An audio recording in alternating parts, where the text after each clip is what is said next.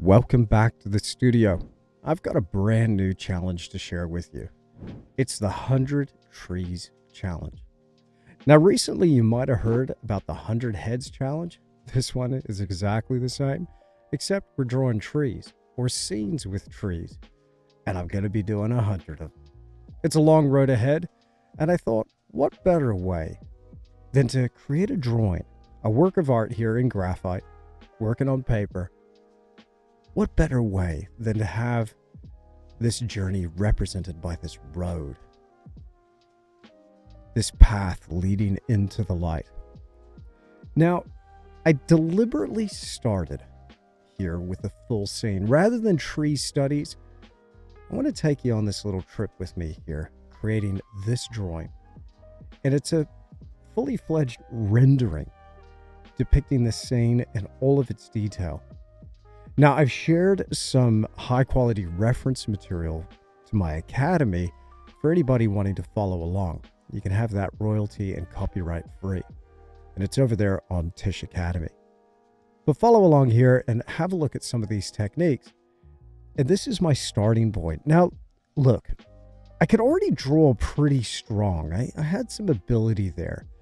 But the nature of this challenge is driving those skills as far as I can, figuring out where those gaps are in my knowledge and understanding, and working my techniques till they're honed in.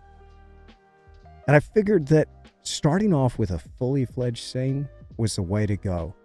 It would really show those weaknesses in my composing, in my rendering ability, in my handling of that graphite, in my tonal values and control throughout the landscape, and in those fine little points of detail that we're going to work all the way down into the foreground. I had some idea with the process here about a sequence of events that needed to happen in order to flesh this scene out, and I'll talk you through some of this as we go. So here, this is a trail of sorts working its way through a pine forest. And this exact location is just outside a place called Lake Tekapo in the South Island of New Zealand. Now, I start things out with very gently, lightly lining in my composition with H pencils. Initially, I like to start with my clutch pencil. This has got a pretty thick lead in it. It's nice and wide with its diameter, and as I hold that horizontally with an overhand grip, I can flesh out some of those lighter values. Now, one thing we know about the landscape, if we're trying to create depth, you want to create some really light transitions of values in your background, and then preserve those deeper values for the immediate foreground. Now, this one, I'm following my photograph pretty darn closely, because for me, it was just an exercise to see if I could pull it off. Now, I'm using a paper stump to smooth out some of those transitions in those light values in the background, but also using it to flesh out the scene as these trailing shadows cut across our path and lead the viewer in. So you can see here some very light hatch marks, and here I'm using a Staedtler Mars Lumograph H pencil. And as I feel a little bit more confident that I've got things in the right place, I'll go in with a B. Now, B's slightly softer. It's going to give me some darker values. Just like in my 100 Heads challenge, I'm using that graphite powder and a paper stump to do some of that blending. And I make my own graphite powder. This is the excess that's left over from sharpening all different qualities and grades of pencils. I'm often asked, what is the grade of that graphite powder? I don't even know. I'm putting in there powder from the sharpening of H pencils all the way to 4B to 6B. Now, once I've gone ahead and mapped out everything with loose blocks of tone, again following closely with those construction lines, I then hone in with a really sharp HB pencil. Start going around the masses and forms with some tighter line work. These pines were a little bit of a trick, but here what I'm doing is hatching in and outlining around individual branches, trunks, and clumps of pine needles. It gets a little bit abstract here in the distance, but I'm suggesting where these trees are branching off, where one starts and another begins, thinking about a subtle contrast of light against dark and dark against light.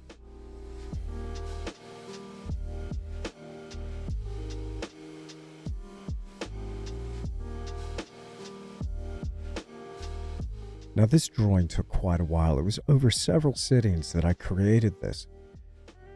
One thing that I was thinking about continually was that sequence of events that would have to happen in order to pull it off. I've learned over the years of drawing like this that you can only go in with those finer lines with this particular technique once you've established those big zones of tone or value. When I step down that value, I'm encouraged to press a little bit harder, creating darker lines, but this is when I change the grade of the pencil. You'll notice that gradually, slowly but surely, those tones in the shadows get much darker as we come forward. You might be tempted to press pretty hard here, but this creates a physical divot in that paper that could be a little bit problematic later on. Now, a mechanical pencil here, a 0.35 millimeter lead, that's an HB, will create some pretty dark lines. You're going to get that three-dimensionality right away if these tones or values are much darker than what they're going over. You'll notice too that I get in there with a really sharp, and I trim it to form a sharp point, but a very sharp Tombow Mono Zero eraser to reveal some of those brighter tones of branches caught in the highlight. Really love it in my reference material where these branches cut in front of some of those trees, creating a nice contrast, plenty of texture. I work into those pine trunks some deep grooves with some sharp lines, reminiscent of that bark, catching this light.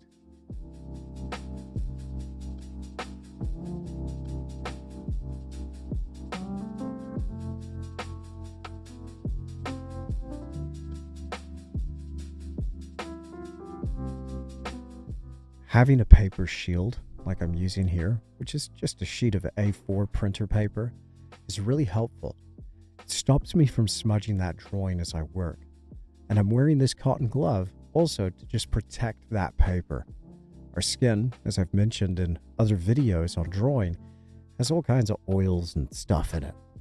And this can be transferred to your paper without something that is a physical barrier between your hand and that blank page. I want to keep things as clean as possible, so I wear the glove. And this helps just keep things controlled, avoids that unnecessary smudging, but also just keeps the paper from absorbing those oils from my hand. Now these pine cones were so much fun to draw. Again, following along from that reference material, I could see an assortment of shapes and sizes, getting gradually bigger as I come forward towards the viewer. I map out compositionally what's going to be happening here. How is that light going to be striking the surface of each and every one of these pine cones? Some of them are caught in shadows, will be a little bit deeper, but some are caught in a brilliant beam of sunlight.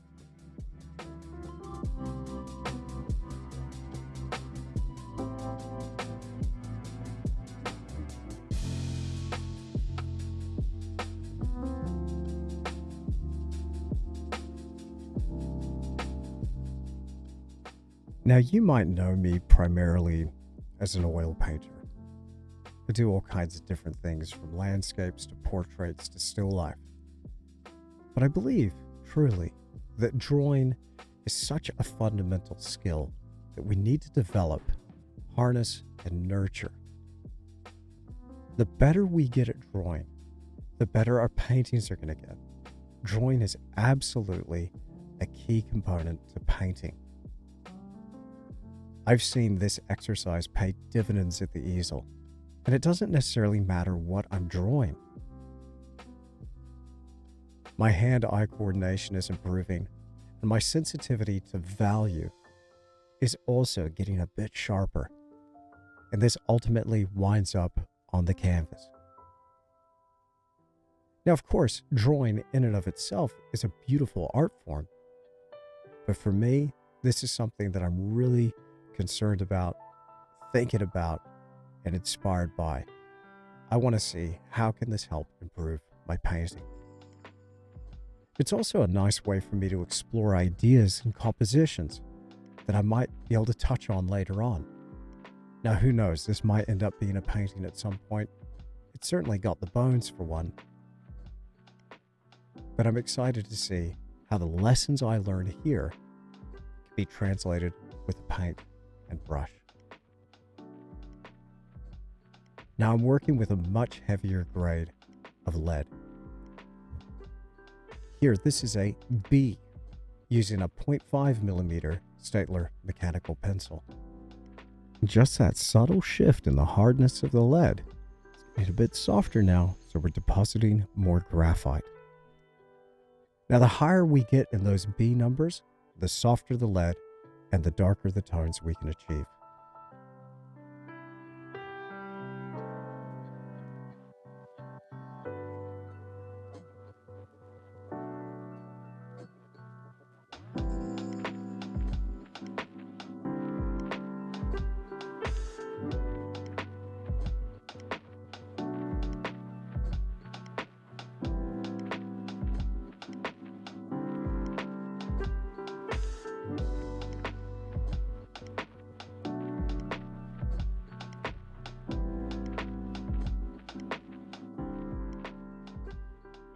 If you're willing to take the time with your drawing, I promise it's going to turn out all right. You just spend a bit of time with a bit of strategy and you can create a pretty cool looking piece of artwork. I'm excited about where this drawing's going. And at this point, I can already see that depth starting to emerge. Now, if you've been following along with the sketching journey, and I started Sketch Endeavor a few years ago, I guess in a way I'm still on that. But you might be wondering, what happened to the 100 heads? Well, I'm still doing them. As part of our online academy, Tish Academy, we've been doing this challenge for a little while. And some of my members have already well and truly clocked me when it comes to drawing 100 heads. I'm only up to about head number 36, if my count's right. And so I've got a few heads to go. But why do 100 of anything? Why do this challenge? Well, if you're not completely sold on the idea, hear me out. 100 represents a big enough number that it's a challenge and a really strong call to action. If you're serious about skill acquisition, it's going to take volume. It's going to take drawing after drawing and continually approaching that sketchbook or sheet of paper, understanding that you're on a journey. But 100 is also small enough that it's totally achievable. Now, you don't have to necessarily do a huge drawing like this. This is a little over A3. It doesn't have to be as detailed or as involved. Even a little tree in the sketchbook is going to count. But why do it? It's because as you show up day after day, you're going to start to see those improvements. However, doing the same thing over and over again is only going to continue the same shortcomings and mistakes that you might be making currently. As I grow, I start to see those mistakes pretty clearly, but I only see them when I'm looking back across the entirety of my journey. I mean, sure, sometimes I can see it as I'm going and maybe I can fix something up if I get a value slightly off or a line misplaced. But what I'm interested in is the growth that happens over that process of drawing 100. Now, already with my portraits from doing the 100 heads pencil challenge, I'm already seeing massive growth with my portrait drawing, and I'm only 36 drawings in. But there's one thing that has helped me really drive that growth, really accelerate my skill acquisition. And that has been conscious and deliberate practice. What does it mean to deliberately practice anything? It means that you're continually evaluating what it is that you're doing. And I've got a series of questions that I'm always asking myself that cause me to think about it analytically and objectively. Now, a lot of my Tisch Academy members they know exactly what I'm about to say. And I do this when it comes to composing and designing my paintings. I start off with the positive, and I ask myself, what's working here? What do I enjoy about this? What is it about the process that I enjoy? What are some of the things that I'm noticing here with my pencil work that I'm pulling off and is actually something that is reading well? Now, once I'm all hopped up on the positivity, I then ask myself a difficult question. What's not working here? What are some of the shortcomings that I can see?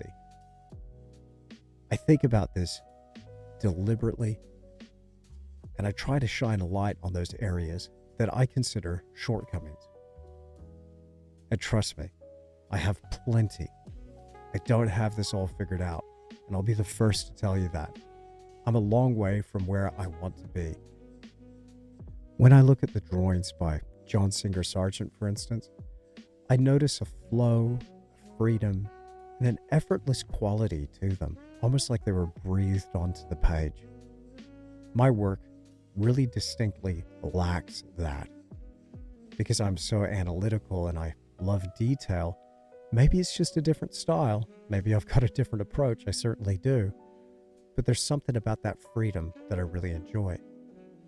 Imagine a lot of artists start off pretty detailed and pretty tight, as it were, before loosening up. And so this leads me to my next question. Well, what if? What if I allowed myself to just have all the time that I needed to do this and not be in such a rush?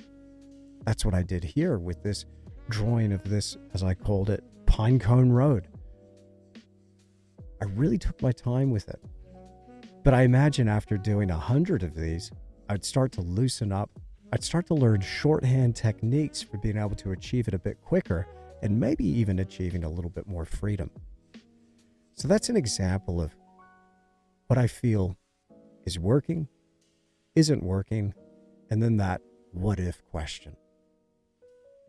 This formula of asking these questions forms the backbone of my deliberate practice. And as I ask them with purpose, with a burning desire to receive that answer, then that just drives the skill acquisition so much further. One thing's for sure though, I really did enjoy drawing each and every one of these pine cones in the foreground. You might think it's a little bit tedious, but I got quite into it. I started to pick out a little bit of a method for getting them to look like a three-dimensional, almost cylindrical form by contouring first and then drawing in a little bit of a checkerboard type pattern and creating that illusion that light is shining off each and every one of those spikes on a pine cone. It was a lot of fun. Now, as I get further forward, I start moving into that 2B, some of the softest lead that I was using here on this drawing. So we started off in the background with H and HB, moving on to B, and now here with 2B. Now, some of my favorite pencils to use for drawing are the Y Studio pencils, the brass mechanical pencils. You'll see them make an appearance here and also in the 100 Heads Challenge videos as well. If you're interested in any of the materials that I'm using, I've linked them all down below and provided you with a complete list of everything I use to draw. I'll just say that Staedtler and Y Studio are not sponsors. I just want to let you know what I'm using, what I'm really enjoying here in the studio.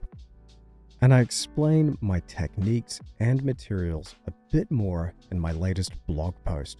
You can check that by clicking this link up here on your screen and also that link in the description down below.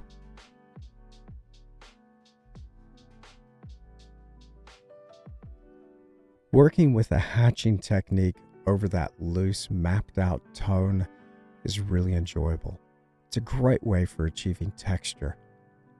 I let my drawings dissolve and get a little bit messy out there towards the edges. I kind of like that look, but I'm drawing everything here with the intention that later I'm going to go ahead and frame this thing up. Now, you might be aware that recently I moved studio once again. Hopefully now I'm in my permanent home here in Wanaka, New Zealand. We'll see how it goes, but so far so good. It's been a minute since I've been sketching, but I really do like to get this time in every single day if I can. And if I have any chance at achieving that number 100 mark of 100 trees, I got to put in my daily time. And that's part of it with skill acquisition. That's something I think we should be obsessed with as artists, is trying to get as good as we possibly can, trying to learn continually and really plumbing the depths of our potential. The only way to do this is to take time, dedicate time every single day to this process. So let me ask you, have you drawn today? Are you committed to the daily practice of drawing? You don't have to do 2 hours a day like I like to do. It could just be an hour, 30 minutes, 15 minutes, whatever it is for you, that's okay. But as long as you're doing it daily. I just met a gentleman recently who came into my gallery. Shout out to Mike. And he was asking me about my process and my practice. And he mentioned to me that he used to draw. It's been many years, and he just hasn't picked it up again, but he'd love to. He just doesn't have the time. And I said to him, everybody's got just 15 minutes. It's a question of what's a priority for you. Are you watching any TV? That's okay. But did you catch the latest movie or video game? You got time for this, if it's important to you. So get those pencils out and get sketching. And I really hope you join me on the 100 Trees Challenge. Well, there's my finished drawing. I present to you Pinecone Road. Let me know what you think down in those comments. I'll see you again in the next video.